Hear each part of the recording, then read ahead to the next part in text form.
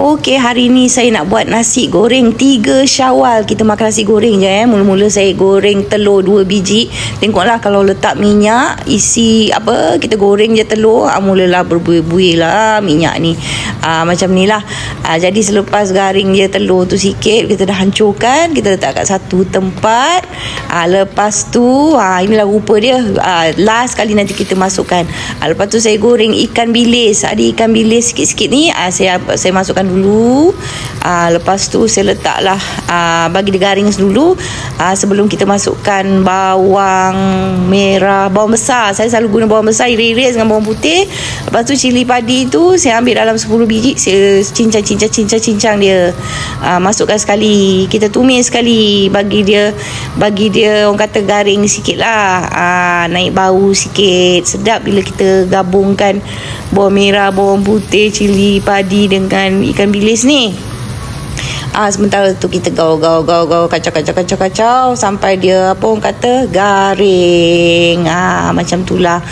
Biar nak buat nasi goreng ni, sebab kita bila selalu makan ketupat je kan, bosan pula kan. So hari raya ketiga ni kita ubahlah selera, ambil lah yang simple sikit. Tapi saya letak nasi goreng 3 Syawal ni sempena hari raya ketiga.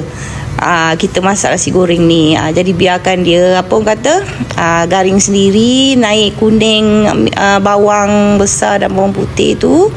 Garing sikit ikan bilisnya. Saya pakai kuali pun kuali legend. Lepas tu barulah saya masukkan fish ball, fish cake. Kita kacau sekali lagi. Bagi dia mesra. Masa ni kita biarkan sikit dulu, bagi dia layu sikit.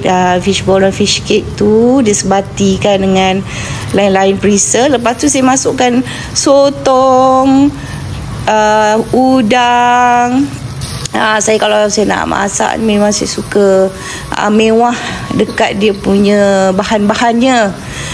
Kacau bagi turunkan, bagi kecutkan sikit air sotong tu kan.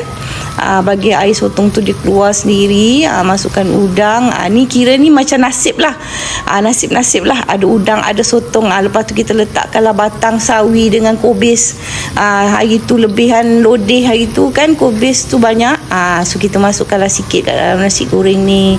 Bagi dia banyak. Nampak tak? Saya punya ramuan dia kaya Saya kalau buat nasi goreng ke, mi goreng ke, apa-apa saja bahan, ramuan dia mesti kaya. Lepas tu kita letakkan nasi. Dah habis, dah rasa dah garing tu, baru kita letakkan nasi. Nasi ni lebih kurang 2 pot. 2 pot kecil tu untuk makan 4 orang. Lepas tu saya letakkan sawi dan saya kacau. Dan sebelum tu saya terlupa, kita sebelum masuk nasi tadi kita letakkan bahan perasa lah, bahan serbuk perasa. Lepas tu kita kacau lah bagi dia garing. Nasi ni dia garing sendiri. Sampailah sayur tu sebati dengan nasi. Bila agak-agak dah okey tu nanti kita angkat lah.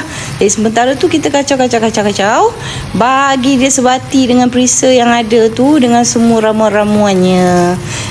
Ini je nasi goreng saya, simple aja tapi sedap dimakan. Untuk kalau bila dah campur dengan ramuan ni, bukan 4 orang saja boleh makan, 6 orang pun boleh makan.